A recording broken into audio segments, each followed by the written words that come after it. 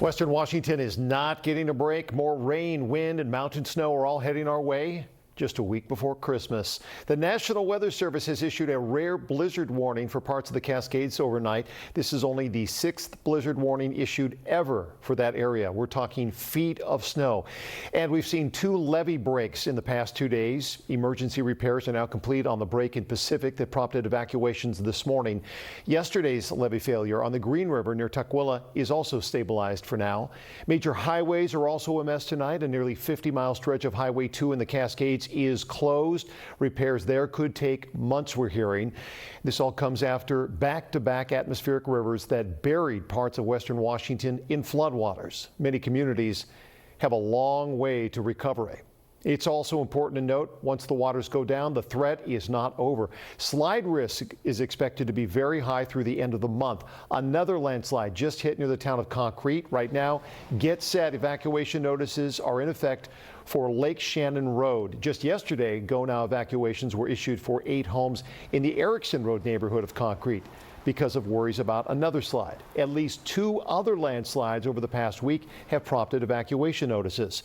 We're going to take a closer look at the latest slide for you in just 2 minutes. The situation is extremely unpredictable. If you get an evacuation order, for God's sakes, follow it.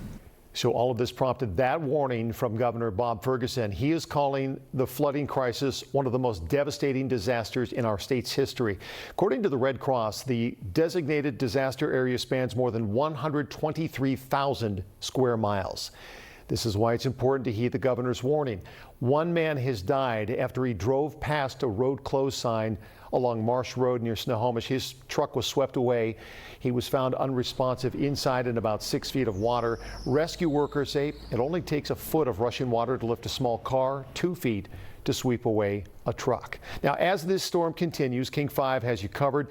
Jim Nelson, Madeline Carter, Bridget Chavez are on the ground in our mountains and lowland communities. First, though, we're going to get to Perella Lewis, talk about the first alert, and we're dealing with the wind, the rain, and of course all the blizzard up in the mountains. There's so much going on right now, and it really doesn't matter where you live. You are going to be impacted by our weather over the next 12 to 24 hours at least. And yes, that does include the latest, a blizzard warning. This goes into effect in about 2 hours. So from 2 a.m. until noon tomorrow for the Olympics and the Cascade Mountains, white out conditions where you will not be able to see the hand in front of your face, let alone a car or a down tree or a washed out road. So officials are urging people, if you do not have to be out on the road in the mountains or in the passes tomorrow, please don't be. At least wait until later in the afternoon when some of that should clear out. On top of that, very strong wind gust up to 50 miles per hour or greater has already happened. We are going to get strong winds overnight up until about 6 or 7 o'clock tomorrow morning.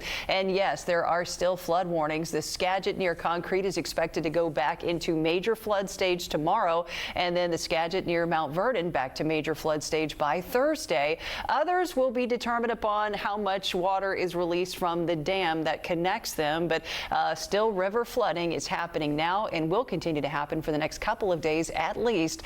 A lot more details on the rest of the week and the weekend coming up. Well, all this rain Perella mentioned is behind our heightened slide risk tonight. King 5's Jim Nelson is live near Concrete in Skagit County, where crews just discovered that landslide that could threaten homes. This slide is on a dark, windy, muddy mountain road. There is now a level 2 get set evacuation in place just outside of Concrete city limits. We've come down a bit closer to the lower Baker Dam, which you can see off in the distance over my shoulder. It is letting out a lot of water, as if we need another reminder of how much water we're all dealing with. A sight to behold as the lower Baker Dam lets out gallons and gallons of water. About a mile up Lake Shannon Road in Skagit County, officials have warned of a landslide. We got within about a half mile before running into a muddy mess, a small slide, and torn up dirt road. Just not worth passing. But it is another example of why help was called here. Washington Task Force 1 packed their trucks and trailers in Pierce County Tuesday morning. This is exactly why we do this. This is exactly why all these members are part of this team. They're now up north. The power of our team to go out and help Washington State is a great privilege for us. We're very honored to be in this position, and it means a lot to us to be called upon to help. In Mount Vernon, the Skagit River's at 30 feet, 2 above flood stage, with a crest of 33 feet expected by Thursday. Flooding and rushing water remain a concern. We face all those same problems, but we also have to think about how to engage actively with that water problem. And now, soaked hillsides and wind. Task Force leader Brett Collette says his men and women are ready. It's really terrible to see what a natural disaster can do to people. And large numbers of people. So it's really heartbreaking, but we always come at it with an attitude that we're going to come in and do the best we can to help in any way we're capable of doing. Back out on Lake Shannon Road, we're on a reinforced platform, but you can see how wet and steep the terrain is, exactly why there are ongoing slide concerns and why there is a level 2 get set evacuation in place here. In Skagit County, Jim Nelson, King 5 News. Another landslide is blocking Highway 101 just north of downtown Hoodsport. The highway is closed in both directions right now. At this point, no word on when it might reopen. And in Renton, a mudslide has shut down the westbound lane of Maple Valley Highway. This is right across from the Riviera Apartments. One lane is open. Crews want drivers to avoid that area while they try to get it cleaned up. Let's go to those breaches now. People still can't return home after a levee failed overnight along the White River near the town of Pacific. That comes less than 24 hours after a levee failure along the Green River triggered a flash flood warning. That forced evacuations in parts of Tukwila, Kent, and Renton. Emergency repairs are now complete on both levees, but they are only temporary.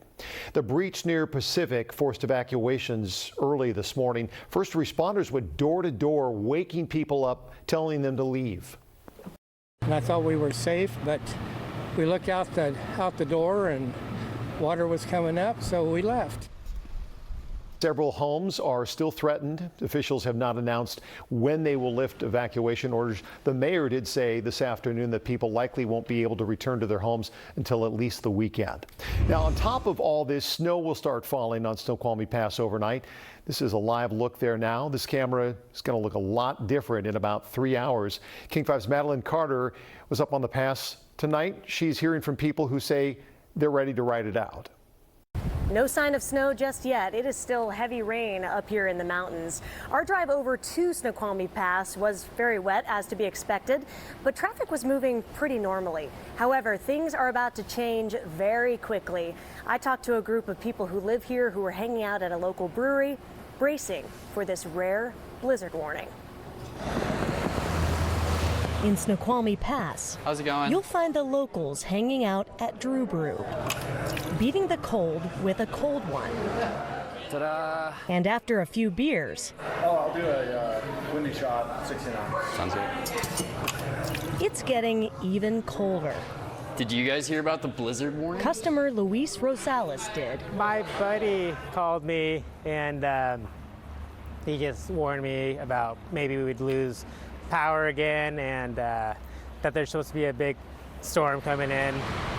This time of year, the man behind the bar says a rare blizzard warning is actually good for business. Busy tonight. We have trivia going on tonight, and I think everyone's excited about the incoming snow, so there's more people out than there have been the last couple evenings for sure. Oh, so you had to drive all the way? His crowd of locals is riding it out together, while those who don't live up in the mountains are told to stay off the roads. Curious how it'll be different from, I guess, other storms that we've had up here in the past. We get plenty of exciting weather, so.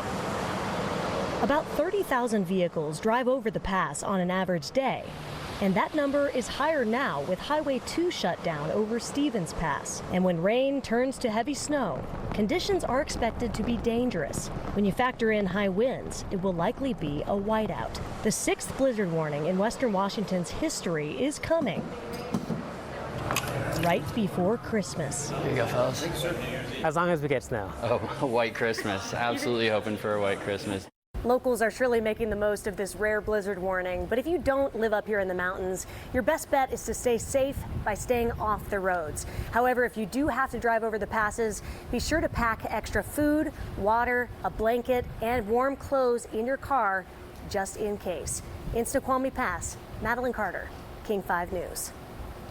So Madeline mentioned Highway 2. King 5 got an exclusive look at the damage there, and it's pretty extensive. Multiple washouts have ripped the road apart. This is what's left of it, and this goes in different chunks here. It's forcing a nearly 50-mile closure that will last for months, we're told. Take a look here, the closure between Leavenworth and Skycomish. This is 49 miles between the two, and there are multiple places there where the road is just torn up. But the closure is cutting off the Stevens Pass ski resort. King 5's Bridget Chavez was escorted to that area by the Chelan County Sheriff's Office. She takes us inside the disaster zone. The destruction is impossible to miss. You kind of don't really believe it until you see it.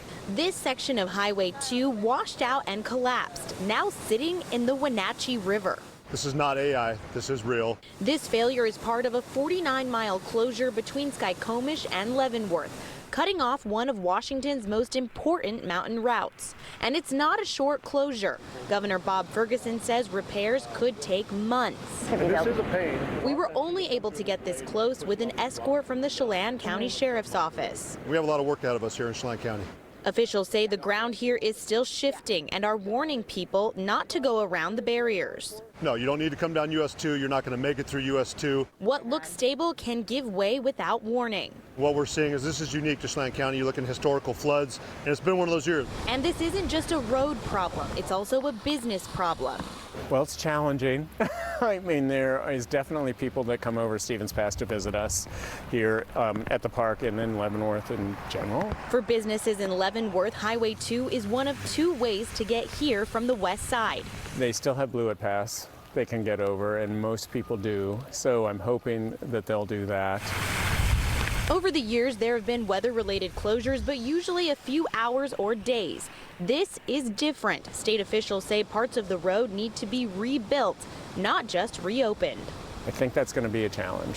I don't think in my history here I've never had this happen before. Bridget Chavez reporting there. We reached out to the Stevens Pass Ski Resort. It says it doesn't have the conditions to open even if it wanted to. At this point, employees are still preparing for winter operations just in case. Employees are getting in from the east side under the guidance of WashDOT. Now here's a look at some of the other big closures tonight. This is a live look at Highway 167 between Auburn and Kent. No cars on that. This is still a lot of water over the northbound lanes. This closure has been snarling traffic since yesterday morning. Another major traffic concern is along Highway 410 and Enumclaw.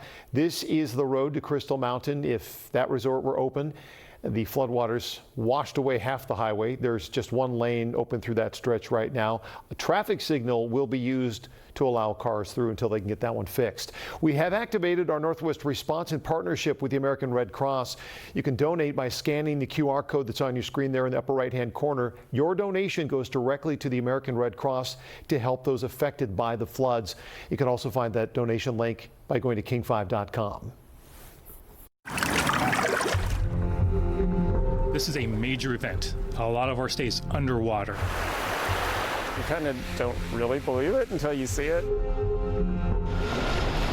I'm not worried for the people that live around here. The hardest part is just the raw human suffering that we're exposed to. Everyone has something. We have a lot of work out of us here in Chelan County. It's Mother Nature, so there's no telling. The community. The community is the biggest thing. This is what brings us together.